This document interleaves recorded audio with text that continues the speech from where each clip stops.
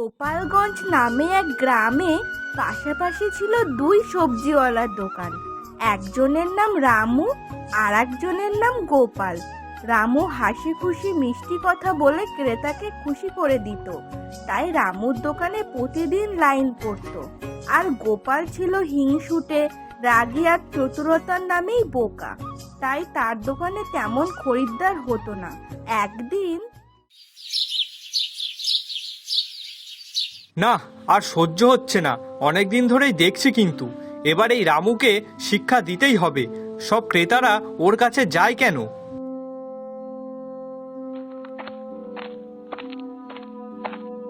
রামু, তোর কি আর কোনো কাজ নেই? এক তো তুই আমার দেখে দেখে সব সবজি আনবি, আর তারপরে আবার বাজারে সব লোকজনকে কি বশ করে রেখেছিস। একটা লোকও আমার দোকানে সবজি কিনতে আসে না, আর এই সব হচ্ছে সব তোর জন্য। চিন্তা করো না বন্ধু, তুমিও চেষ্টা করো, তুমিও সফল হবে। তুমি কি জানো না, অন্যের উন্নতি দেখে হিংসা করতে নেই। কিন্তু তুই ইচ্ছা করেই তো আমার দোকানের সব। আরে না না বন্ধু, তুমি আমাকে ভুল বুঝছো। ওই যে আমি বললাম না, তুমি চেষ্টা করো, দেখবে তুমিও একদিন ঠিক সফল হবে। তুই যতদিন এখানে দোকান দিয়ে আছিস ততদিন আমি সফল হতে পারবো না, তাই তোকে এখান থেকে যেভাবেই হোক আমাকে হাঁটাতেই হবে।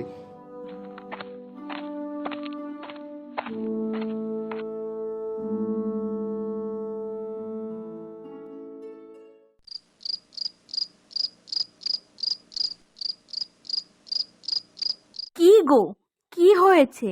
তোমাকে এত চিন্তিত দেখাচ্ছে কেন? আর বলো না গিন্নি, ওই রামু বেটাটার জন্য আমার ব্যবসা লাটে উঠেছে। প্রত্যেকদিন সব লোক ওর কাছ থেকেই সবজি কিনবে, কেউ ফিরেও তাকায় না আমার দিকে। এখন ওই রামুটাকে কি করে জব্দ করব তাই ভাবছি। ও আচ্ছা, এই ব্যাপার। হ্যাঁ গো গিন্নি। আচ্ছা শোনো তাহলে, আমি যা বলছি তাই করবে।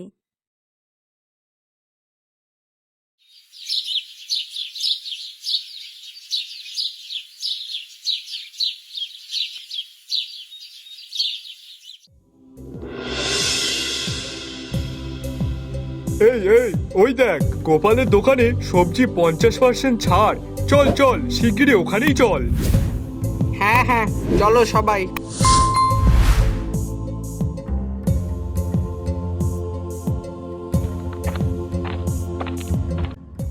কি রে রামু, আজ এখনো তো সবজি বিক্রি হলো না? হা হা হা হা। চিন্তা করো না বন্ধু, তুমিও চেষ্টা করো, দেখবে তোমারও হবে। হা হা হা হা।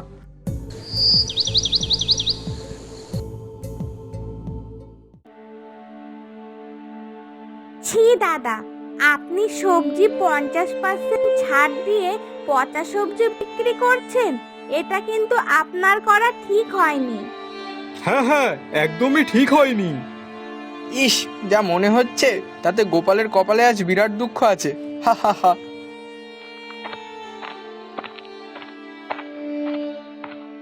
কি গো, কি হয়েছে? তোমরা সবাই ওখান থেকে ওইভাবে ঝামেলা করে ফিরছো কেন? আর বলো না দাদা, ওর সবজি পুরনো, আধ পচা। আবার কেউ বলছে তুলে নেওয়ার সময় নাকি ওজনেও কম দেয়। ও আচ্ছা, এই ব্যাপার। হা হা, আমি তো আগে থেকেই জানতাম এরপর কি হবে, তবুও আমি তোমাদের বলিনি। হ্যাঁ গো দাদা, এর থেকে যদি তোমার থেকে আমি সবজিগুলো কিনতাম তাহলে এতটা সমস্যা হতো না। ওই 50% ছাড় দেওয়ার নামে সব পচা পুরনো সবজি বিক্রি করছে। আর আমরা সেই লোভে পরে ওখান থেকে সবজি কিনে ঠকেছি। ভুলটা তোমাদের না, অমন সবজি হাফ দামে দিলে যে কেউ সেখান থেকে সবজি কিনবে।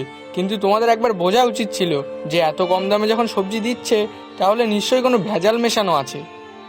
হ্যাঁ ঠিক বলেছ, আমাদের ওটাই তো ভুল হয়েছে, আমরা একবারও ভেবে দেখলাম না।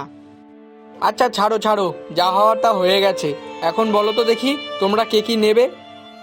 হ্যাঁ হ্যাঁ, আমাকে 1 কিলো আলু দাও তো। আর আমাকে 500 লঙ্কা, 1 কিলো পেঁয়াজ।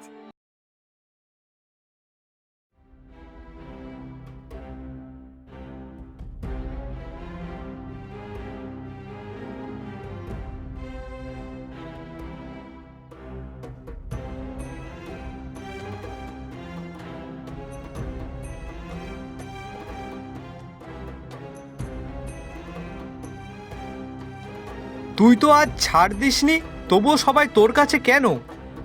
আমি ছাড় দেইনি ভাই, কিন্তু তাও মানুষ এখানে কেন আসে জানিস? কারণ আমি বিশ্বাস বিক্রি করি।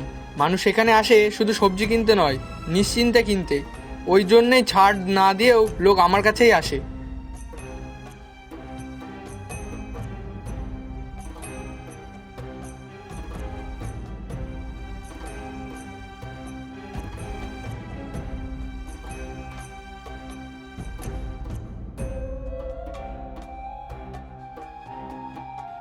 গিন্নি, আমাকে একটু জল দাও তো আগে। হ্যাঁ, আনছি।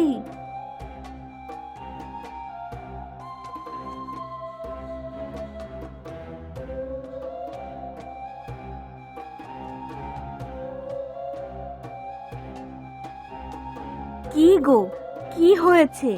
মাথা এত গরম কেন? আচ্ছা, মাথাটা একটু ঠান্ডা করো। আর কি হয়েছে সেটা আগে বলো। ওই রামুটাকে যতদিন না জব্দ করতে পারছি ততদিন আমার মাথা ঠান্ডা হবে না। কেন? আবার কি হলো?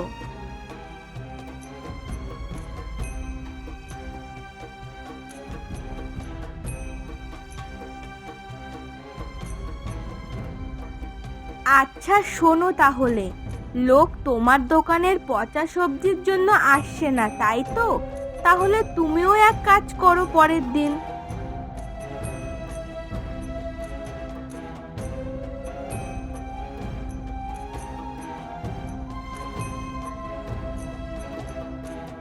বাহ গিন্নি, বেশ ভালো একটা বুদ্ধি দিয়েছো।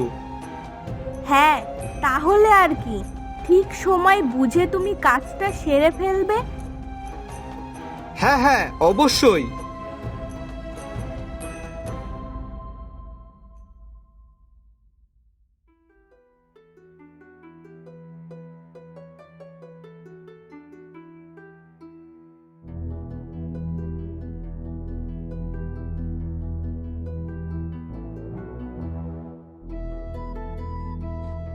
কি গো রামু দাদা, তুমি কিছু বলবে না?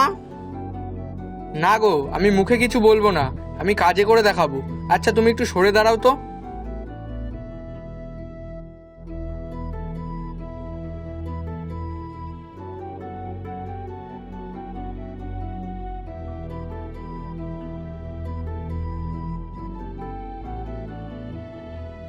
কি গো দাদা, আজকে হঠাৎ বিনামূল্যে?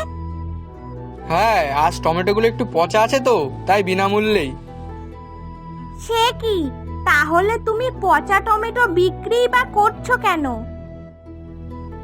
আরে এইসব ওই গোপালের কাণ্ড, আমি নিজে চোখে দেখেছি। ছি ছি, গোপাল এই কাজ করেছে? না না, এবার থেকে ওর দোকানে আর মোটেই যাওয়া যাবে না। গ্রামবাসীরা সবাই বুঝে গেল কে আসলে দোষী, আর তাই সেদিন থেকে গোপালের দোকানে কেউ যায় না এবং সবাই তাকে এড়িয়ে চলে। যার ফলে কিছুদিন গোপাল খুবই হতাশ ছিল, আর একদিন সে নিজের ভুল বুঝতে পারে।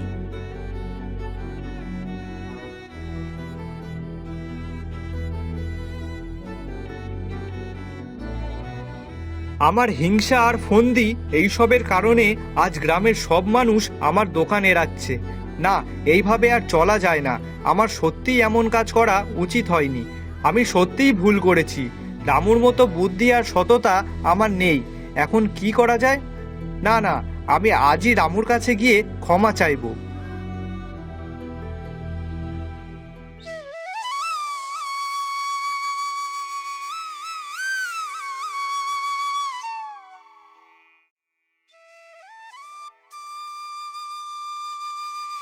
গোপাল, সকাল সকাল এখানে কেন?